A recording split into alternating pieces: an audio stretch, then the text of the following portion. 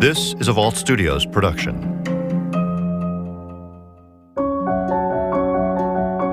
It's almost the end of March, and there have been 2 weeks of testimony in the Tex McIver murder trial so far. Doctors, nurses, friends, detectives, and of course, Danny Jo Carter, the woman driving the McIvers SUV the night Diane McIver was shot and killed. But there's more courtroom drama to come. Did you ever perform a massage on him any time in the months following the death of his wife, Diana, which he was naked? I'll tell you what was most compelling was this masseuse. It gave you another reason, a more emotional reason as to why he wanted to get rid of Diane. It didn't seem like there was anything necessarily untoward about it, but it was just that it was a very close relationship that a couple would have with their masseuse, Annie Anderson. And it really struck a lot of people listening to the testimony and following the story, and on social media as well, as what's going on with this masseuse? What's the deal? Something doesn't sound right or smell right here. I'm Kaitlyn Ross. This is Intent, the Tex McIver Case, Chapter 6. All right, take a look at all these guns inside the Fulton County Courthouse today. Piles of guns, carted in, carted out. This isn't a trial of some sort of drug kingpin or gang member. On day 13 of the trial, the prosecution shifts its focus to guns. Tex's .38 caliber revolver specifically. Zachary Weitzel, a firearms investigator with the Georgia Bureau of Investigation, testifies for the prosecution about the gun that was in Tex's hand the night of the shooting. Jurors heard an expert testify the gun was a double-action weapon, meaning it has to be cocked and the trigger pulled for it to go off. If it's not cocked, the shooter needs to exert 12 pounds of force to get that gun to fire. Chief Prosecutor Clint Rucker begins the questioning. And you've checked that gun to make sure it is safe, correct? Correct. The jury watches as the firearms investigator handles Tex's gun. Rucker then asks Weitzel to demonstrate what it would take to fire the revolver in single-action mode. The trigger is going to move forward just a little and slip off, and that's where the hammer is going to fall. So to demonstrate that with the paper, if you can see it, it's just a very slight movement. Were you able to see? Rucker then asks Weitzel to demonstrate double-action mode. So with double action, you see that the trigger is now set further back. Okay, so from there, I would have to pull the trigger up all the way. So about to there is as far as I can stage it without the hammer falling.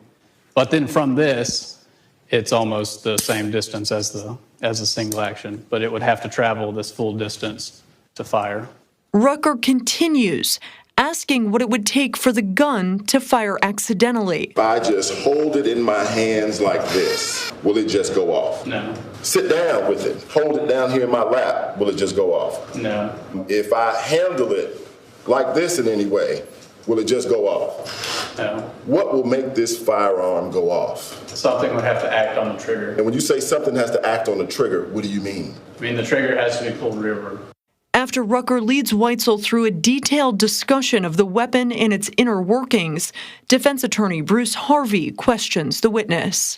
You don't know whether the weapon, this particular weapon, was fired single action or double action, because there's no way to tell, is there, how a weapon was fired, correct? That's correct. There's no way to tell, especially if something is inside a bag at night, whether it's already in single action or double action, correct? Right, there's not a test for me for that. Okay. And there's not a test to determine whether it was fired in single action or double action, correct? Right. And the weapon was not, you said, malfunctioning. We know that. Right. So you're telling us that there was manipulation of the trigger, correct? Right. Do you know what that was? No. All right, if it's in single action, I think you said that if it's in single action, if you put it in your pocket, even keys, it may hit some keys in your pocket and go off. The trigger pull is so light, correct?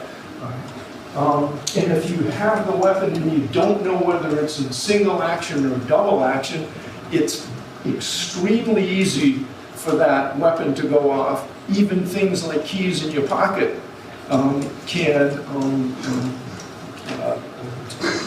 unintentionally discharge the weapon, correct? Right, so any force that exerts that amount of pressure, and our average was 2 1/4 pounds, so anything that can exert that amount of force can pull the trigger.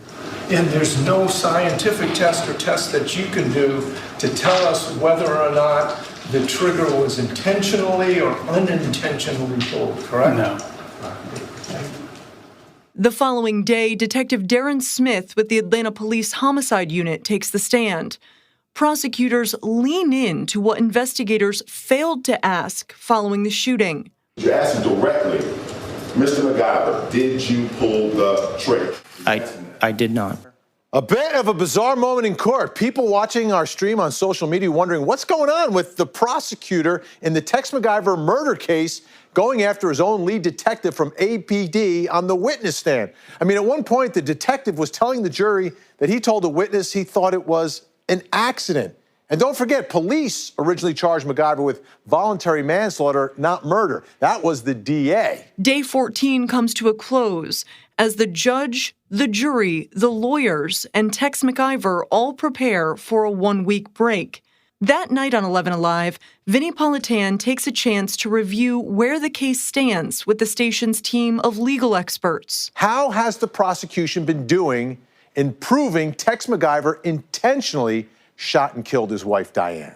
Did they prove motive? Without a doubt, they showed motive because they showed there was no love, that he didn't care about Diane, he didn't love her, but he loved her money. And the only way that he could get it was that he had to have her gone. Yes, they proved motive. They proved it by showing a story of greed and he's callous disregard for his wife, and he shot her dead. The Tex McIver trial resumes after that 1-week break on April 9th, 2018, the 15th day of testimony. Among those taking the stand on the first day back, Dr. Marty Sellers, one of the surgeons who fought to save Diane McIver the night she arrived at Emory University Hospital. The jury hears details about Diane's fatal injury and that surgeons tried for more than 2 hours to keep her alive.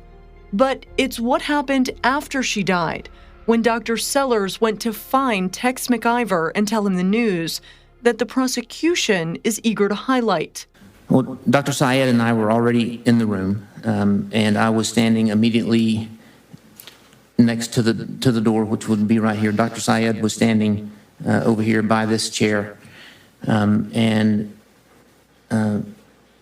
McIver and his companion came into the room with the security agent, or with, the security guard, and the chaplain, I think, was with them, or she was already in the room. I don't recall that specifically.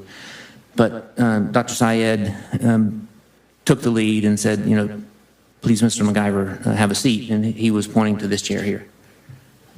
And Mr. McIver, basically before the sentence was able to be finished, he said, "Don't tell me what to do, boy," which was not in a threatening way, but in an aggressive way, I would say. Dr. Sellers goes on, testifying about what happened next. It caught us, I guess, off guard a little bit, but I guess at that time, in someone's delivering this news, and not knowing what they already know, there's maybe a little bit of latitude you give someone in terms of how they act. So we convinced them to sit down and started delivering the news, and basically, without recalling the exact words that we would have used, said that despite all of our efforts, the injuries that she sustained were just impossible to recover from. And as you're delivering this news, at some point does the defendant, Mr. McIver, interrupt you? He does, and there were a couple of notable things that sort of stuck out. One of which was he was sitting with his knees on his elbows and looked up and said, "I'm really trying hard not to lose it," or "I'm really trying hard not to cry." I don't remember specifically. I think I don't, but one maybe a distinction without a difference. But he looked up and he said that. Dr. Sellers then recalls another comment Tex made. We had delivered sort of the news thinking, now we've said everything we need to say and give him a chance to respond or ask any questions. And I'm sure we even said, do you have any questions? And then some more conversation ensued and interrupted this time. He looked up and said, "This is the hardest thing you do, isn't it?" And I would have said something to the effect, right now I'm more concerned about you than how difficult our job is. And then he went into a description of, because I used to do this in the Army or the military, I forget which service he said, but I used to have to call and tell little Johnny's parents that little Johnny didn't survive. And I remember how hard that was. Tex McIver, very aggressive with Diane's surgeon.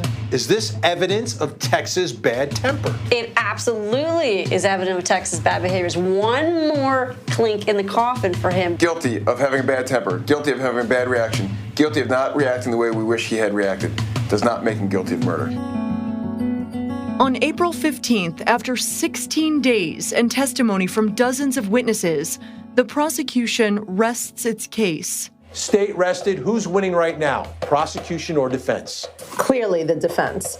The state has just not proven this case beyond a reasonable doubt. Prosecution, without a doubt, because they've proven that Tex is a liar, they've proven there's financial motive, and that there are other reasons out there that Tex might have wanted Diane gone. The defense is poised to begin calling witnesses to the stand. But first, Judge Robert McBurney makes a ruling on 2 of the 7 charges against Tex McIver. 2 witness tampering charges in the Tex McIver trial dismissed by the judge today because he said prosecutors did not present enough evidence. Judge Robert McBurney says the state didn't prove McIver tampered with witnesses when he contacted Bill Crane about his Black Lives Matter statement, or when he called and left a voicemail for Danny Jo Carter's husband about the Carters hiring lawyers and how that might look bad for Tex. It's a small victory for the defense, but Tex McIver is still left facing 5 other charges, including one remaining count of witness tampering and, of course, malice murder. On the first day of testimony from defense witnesses, Dr. David Rye, a professor of neurology at Emory University, is called to the stand to explain how Tex could have fired the gun unknowingly. They brought up a sleep expert who studied Tex almost 15 years ago to talk about his specific sleep disorder. Okay, what was your diagnosis? REM sleep behavior disorder. Being awakened when the gun went off, is that consistent or inconsistent with the confusional arousal? I think it's one explanation. It's consistent. REM sleep behavior disorder, or RBD, has already been brought up by a prosecution expert who discounted the theory that it could have played into the events that night. The defense expert believes otherwise, saying that RBD can cause someone to flail their arms and legs while sleeping, movements that can be jerky and sporadic. The expert says that someone with RBD, like Tex, can suffer from confusional arousals, and when they wake up, they can be disoriented and unaware of what they've done. Being confused, not oriented fully, maybe not remembering, and maybe performing partial behaviors that are not purposeful. As the defense continues calling witnesses, those of us in the courtroom are still wondering if Tex masseuse, Annie Anderson, will be called to the stand. The woman who was allegedly seen wearing a pair of Diane's boots not long after her death. What if Tex's masseuse comes into that courtroom and takes the stand? What sort of impact is that going to have on this case? One of the characters that everyone was talking about during the trial and was anticipating her testimony was Annie Anderson. Annie Anderson was a massage therapist, a masseuse. And Diane McIver would get massages from Annie Anderson, and then Tex would also get massages. But the relationship went beyond that. It seems like they really became very close with Annie Anderson, the masseuse. Diane and Tex did, so much so that there were stories that they would travel together. Like they're going on a trip and they would bring the masseuse with them. On day 18, the defense does call Annie Anderson to the stand, and all eyes in the courtroom are on her. Yes. For the purposes of the court's record, please state and spell your name. Annie Anderson, ANNIE-ANDERSON. Texas attorney Don Samuel begins the questioning. And what is your profession? I am a massage therapist and wellness coach, which involves a list of other things: posture, orthopedic massage. Anderson testifies she first got to know the McIvers 13 years ago. And so over the next 13 years, did you maintain a business relationship with them? I did. Did you provide massages to both Tex and Diane McIver? Yes. Did you do other Therapies? Therapies and things like that? Yes. Over the years, Diane had a wealth that she probably treasured more than anything on earth other than the beautiful family that she loved, and that was her health and wellness. She was articulate about it, and she wanted everyone around her to be the healthiest, most agile people. So she was one of the greatest people to ever work with, because she had no limit on what she would try or what she would try to rebalance or strengthen or empower her body or anyone else's body to do. And so we went through a million modalities over the years, and we had been working a lot on Pilates. Samuel then shifts and asks specifically about her relationship with Tex McIver. Did you ever have a romantic relationship with Tex McIver? Never. Did you ever perform a massage on him any time in the months following the death of his wife, Diane, when she was naked? 1,000% never. Did you ever touch him sexually? Never. Did he ever touch you sexually? Never. Are you aware that the prosecution in this case has suggested... Objection, Judge. After a series of objections from the prosecution, Samuel picks back up. I don't want you to mince words with me. I don't want this to be like a Bill Clinton type of question and answer. Did you ever, at any time, I'm talking about any time, before Diane McIver's death, or after her death, either before September 2016 or after September 2016, engage in any sexual conduct, however you want to define it, with Tex McIver? Never. When Mr. McIver received the massage, is that the right verb, received, had a massage, received the massage, did he ever fall asleep on the massage table? Almost every time. When he was asleep, did you notice anything about any unusual behavior? Yes. Tell the jury that. He would have conversations in his sleep, and then depending on what he was saying, he would act things out, or he might just be quiet and all of a sudden flare an arm or kind of a punch or something like that, and I would have to get out of the way if I was close to his body in any way. She testifies that after Diane's death, she kept a close eye on Tex, knowing he was in a fragile state. Did you let him drive anywhere by himself? No. Did you let him go anywhere by himself? No. Did you let him even go into a room by himself? Only the bathroom. Were you and Ms. Stiles concerned about Tex McIver's well-being? In many ways. Were you concerned about his safety? Yes. And then there was testimony when Tex McIver shot and killed Diane, and afterwards they're all back at the apartment in Buckhead, and there's a group of people there, all there, condolences, trying to support Tex, who seemed to be impacted by all of it. And Annie Anderson, the masseuse, testifies that night she spent in Tex's bedroom, sleeping on the floor, just keeping an eye on Tex, making sure he was okay. A lot of people are like, what? That's kind of strange.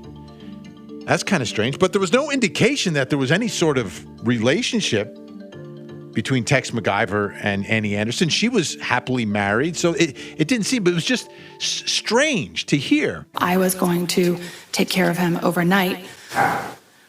Just monitor him and make sure that if he got up to go to the bathroom that he did not fall or that he in no way was harmful to himself, just because we honestly weren't sure what state of mind he had. Sat on the floor on pillows? Yes, with my back up against a mirrored wall. Occasionally, I'd try to lay down for a second on the pillows, but it was a small pallet. And where was Tex McIver? On his side of the bed, which was obviously the opposite side of the bed. Did you get into the bed? Never. Did you, it's kind of number two, right? Did you, I'm keeping track. Huh? I'm keeping track. Did you have sexual relations with Tex McIver that night in the bed? 1,000% never. Did you touch him that night? No. Can I clarify something? I hope you can just answer the questions. You need to clarify something? A question that I've asked already? She just said 1,000% no. Maybe it was another question. No, the last question that you asked, that if I ever touched him when he was sleeping, like, yes. So I'm just trying to clarify. Okay. Can I say? So I created on his side of the bed when he went to sleep kind of a zero gravity portion of him laying. He was very swollen in his sinuses. His eyes were puffy. They were very red and obviously from crying. And so I had a cold, it's made of flaxseed. It's like a little pillow that goes over your eyes, has a heavy weight to it for the compression. And then he had a hot, that you warm up in the microwave, kind of like a neck pillow that weighs about 8 pounds on his chest, because with the anxiety, he was having some trouble catching his breath sometimes, and it was just helping to keep his chest relaxed. And his feet and his legs had pillows underneath them to create like a zero gravity for his lymphatic drainage. It allowed the blood to be kind of circulating more naturally in his body in that zero gravity. And so, you know, and he had a lot of nightmares. And so if he had a nightmare, I would do the polarity rocking that I talked about for a second or two and just kind of jostle him to try to keep him asleep. Did you ever take his clothes off? No. Did you ever take your clothes off? No. In his cross-examination, Clint Rucker with the prosecution asks Anderson about going with Tex to the ranch that week after Diane's death. And when you got down to the ranch on Friday, did you stay down there Friday night? Yes. Okay. And can you tell the jurors, did you stay in the guest house in the saloon that night? No. And so what part of the ranch were you occupied in? I was sitting on the couch that is in the master bedroom, watching over him. Rucker also asks about the rubber boots that a prosecution witness testified he'd seen Anderson wearing at one point. Anderson says she never wore the boots, testifying that Diane's foot size was 7.5 and hers is much larger. Are you 1,000% sure that she wears a 7.5?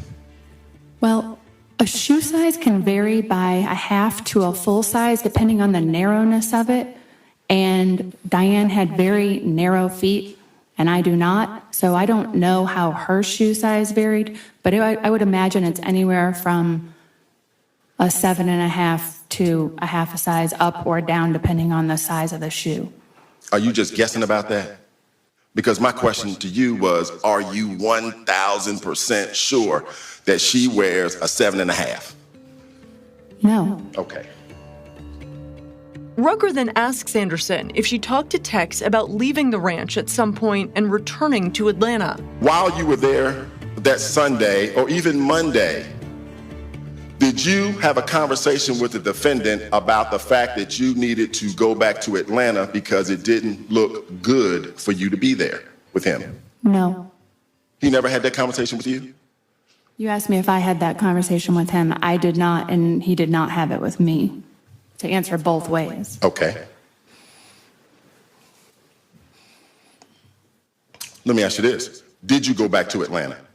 Yes. When? I believe it was at some point on Sunday Did you go back with the defendant or did you go alone? with the defendant.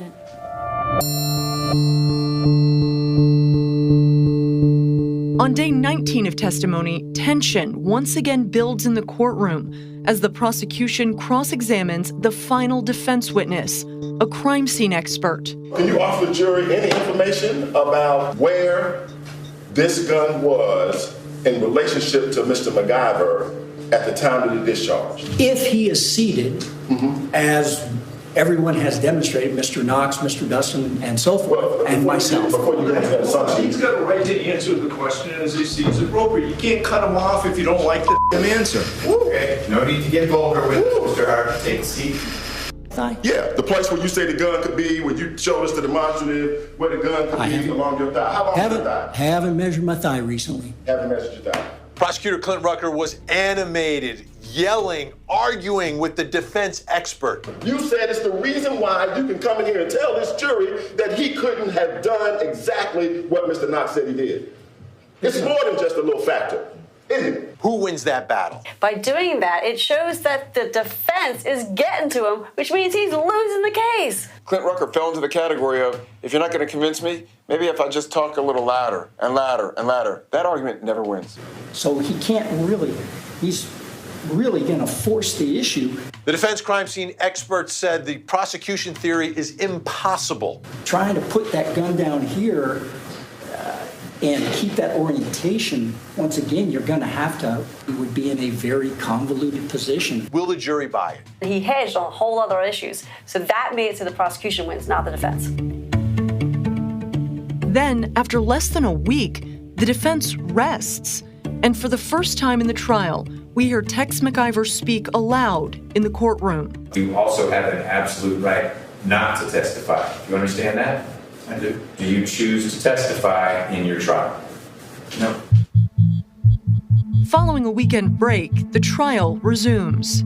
The prosecution brings forward a rebuttal witness to address the defense claim that Tex has a sleep disorder and its argument as to how that might have played into Tex firing the gun that night of Diane's death.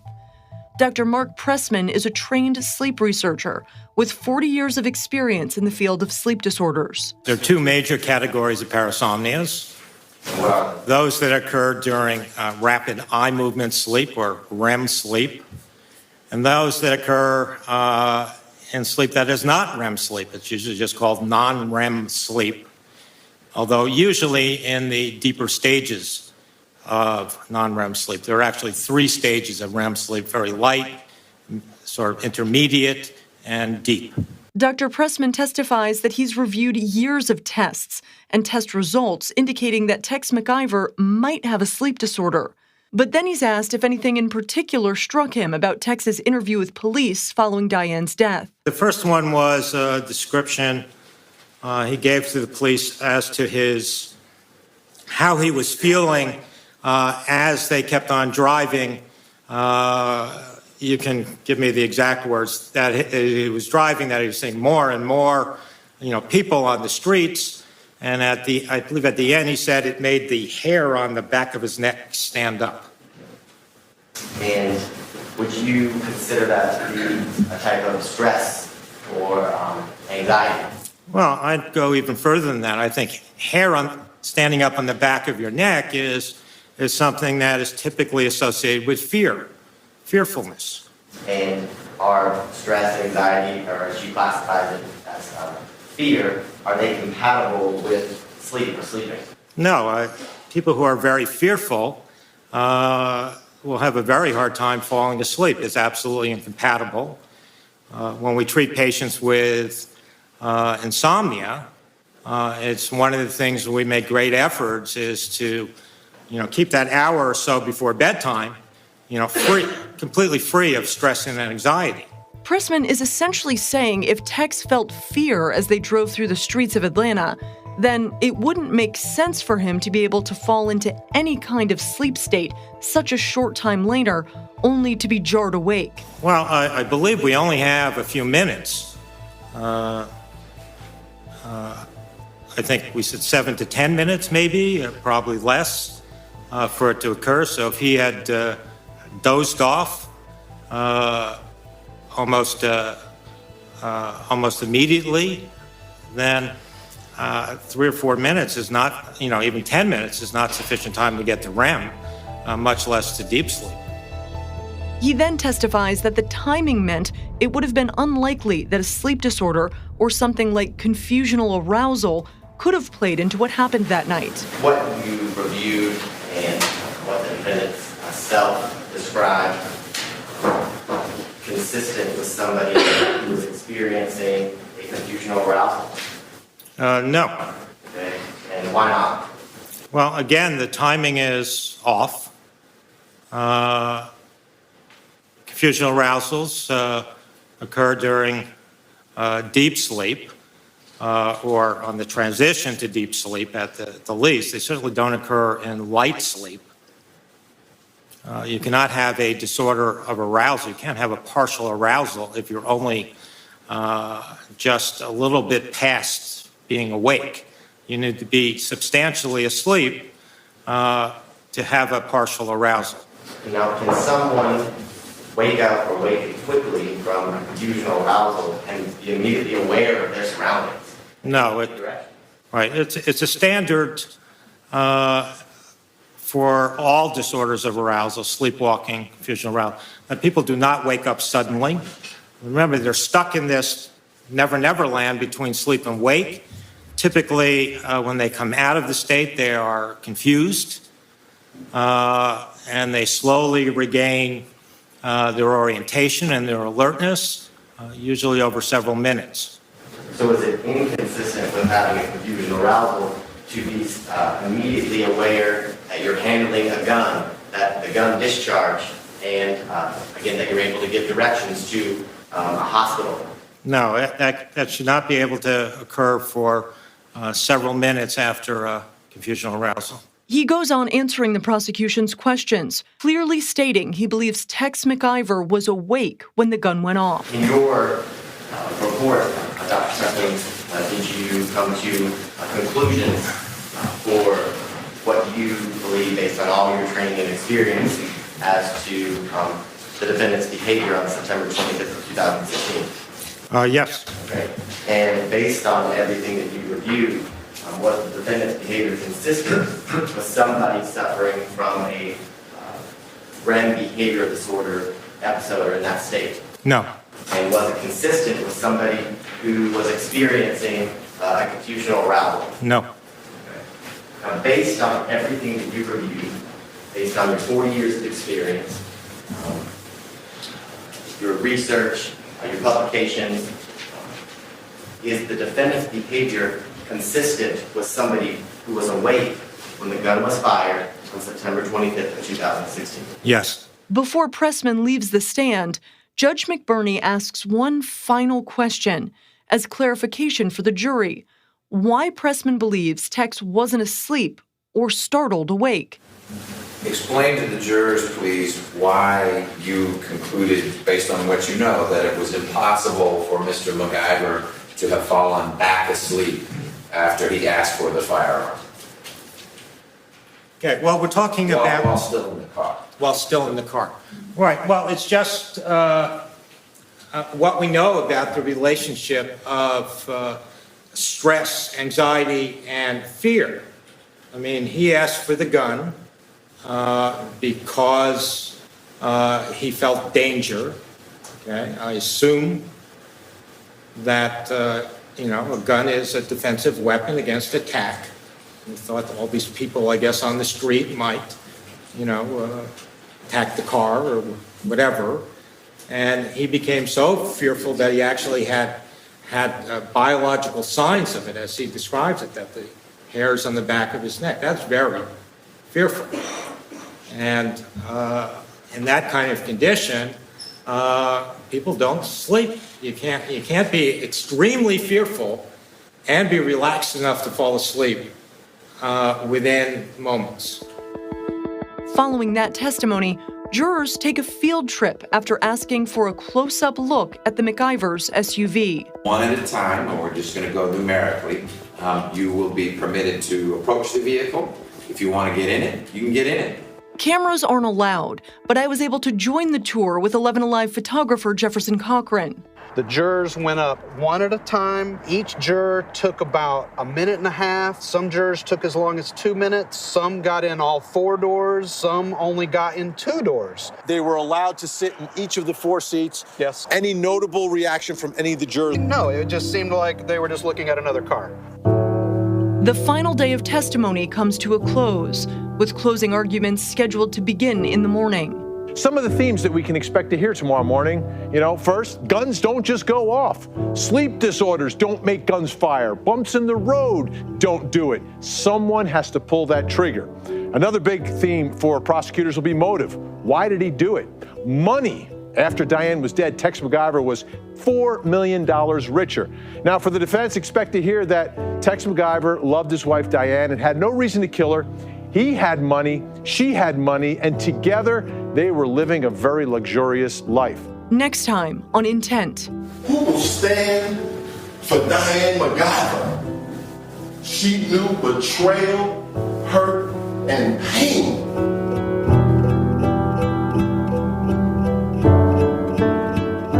Intent, the Tex McIver Case, is a co-production of Vault Studios and 11 Alive WXIA News in Atlanta. Will Johnson and Brian Weiss are executive producers with Vault Studios. Reed Redman produces, researches, and edits the podcast. Richard Humphreys at Tacoma Media in Silver Spring, Maryland, mixes and edits the show. You can find me on Facebook at Kaitlyn Ross 11 Alive or on Twitter at Kaitlyn Ross 1.